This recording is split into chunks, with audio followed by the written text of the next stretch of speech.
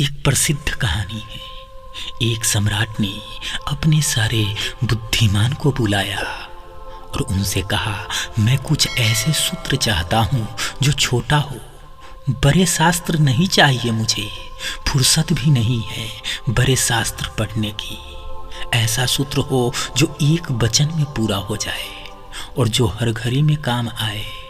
दुख हो या सुख, जीत हो या हार, जीवन हो या मृत्यु, सभी में काम आए। तो तुम लोग ऐसा सूत्र खोज कर लाओ। उन बुद्धिमानों ने बड़ी मेहनत की, बड़ा विवाद किया, कुछ निष्कर्ष नहीं हो सका। वे आपस में बात कर रहे थे।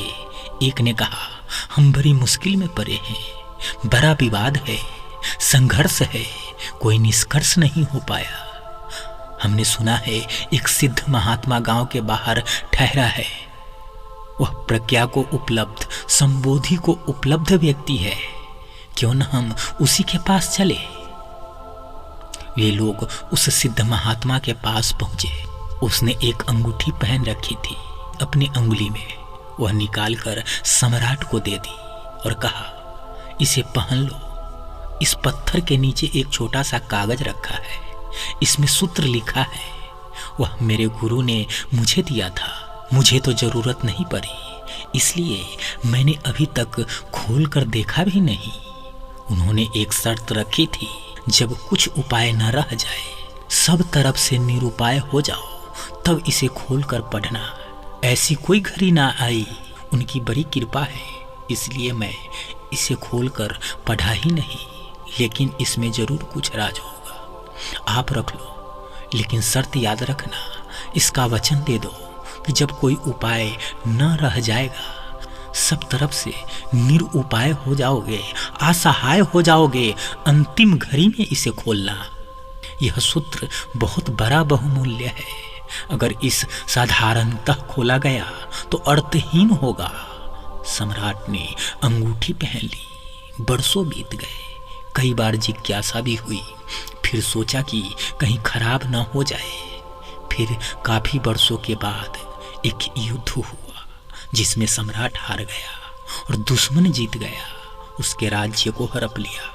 वह सम्राट एक घोड़े पर सवार होकर भागा अपनी जान बचाने के लिए। राज्य तो गया, संगी साथी, दोस्त, परिवार सब छूट गए। 2-4 सैनिक और रक्षक उसके साथ थे, वो भी धीरे धीरे हट गए, क्योंकि अब कुछ बचा ही नहीं। तो रक्षा करने का भी कोई सवाल न था। दुश्मन उस सम्राट का पीछा कर रहा था। तो सम्राट एक पहाड़ी घाटी से होकर भागा जा रहा था। उसके पीछे घोड़े की आवाजें आ रही थी, टापे सुनाई दे रही थी, प्राण संकट में थे। अचानक उसने पाया कि रास्ता समाप्त हो गया है, आगे तो भयंकर गड्ढा है। वह लौट भी नहीं सकता था। एक पल के लिए सम्राट स्तब्ध खड़ा रह गया कि क्या करे। फिर अचानक याद आई। खोली अंगूठी और पत्थर हटाया, उसमें से कागज निकला।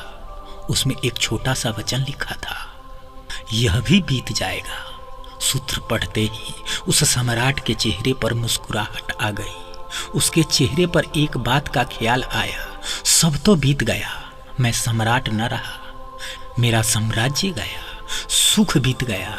जब सुख बीत जाता है तो दुख भी स्थिर नहीं हो सकता।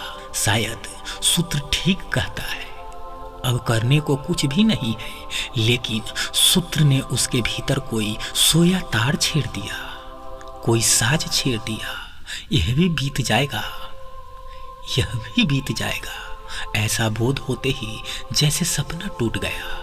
अब वह व्यग्र नहीं, बेचैन नहीं, घबराया हुआ नहीं था। वह बैठ गया।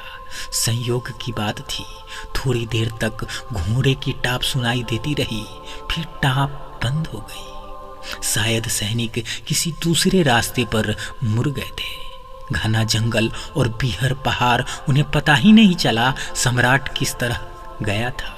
धीरे धीरे घोड़ों की टाप दूर हो गई। अंगूठी उसने वापस पहन ली। कुछ दिनों बाद दोबारा उसने अपने मित्र को वापस इकट्ठा कर लिया। फिर उसने वापस दुश्मनों पर हमला किया, पुनः जीत हासिल की। फिर अपने सिंहासन पर बैठ गया। जब सम्राट अपने सिंहासन पर बैठा तो बड़ा आनंदित हो रहा था। तभी उसे फिर पुनः उस अंगूठी की याद आई। उसने अंगूठी खोली, कागज को पढ़ा, फिर मुस्कुराया। दोबारा सारा आनंद, विजयी का उल्लास, विजयी का दंभ सब विदा हो गया। उसके वजीरों ने पूछा, आप बड़े प्रसन्न थे, अब एकदम शांत हो गए हैं, क्या हुआ? सम्राट ने कहा, जब सभी बीत जाएगा तो इस संसार में न तो दुखी होने का कुछ है और न सुखी होने को कुछ है। तो जो चीज तुम्हें लगती है बीत जाएगी, उसे याद रखना। अगर यह सूत्र पकड़ में आ जाए तो और क्या चाहिए? तुम्हारी पकड़ ढीली होने लगेगी। तुम धीरे धीरे अपने को उन सब चीजों से दूर पाने लगोगे। जो चीजें बीत जाएंगी तो क्या अगरना, कैसा गर्व, किस बात के लिए इठलाना, सब बीत जाएगा। यह जवानी बीत जाएगी। कहते हैं याद बन बन के कहानी लौटी, सांसें हो के वीरानी लौटी। लौटे सब गम जो दिए दुनिया ने, मगर न जाकर जवानी लौटी। यह सब बीत जाएगा। यह जवानी, यह 2 दिन की इठलाहट, यह 2 दिन की तितलियों जैसे पंख, यह सब बीत जाएंगे। यह 2 दिन का हलचल, फिर गहरा सन्नाटा, फिर मरघट की शांति। दोस्तों, आप हमारे चैनल को सब्सक्राइब करें।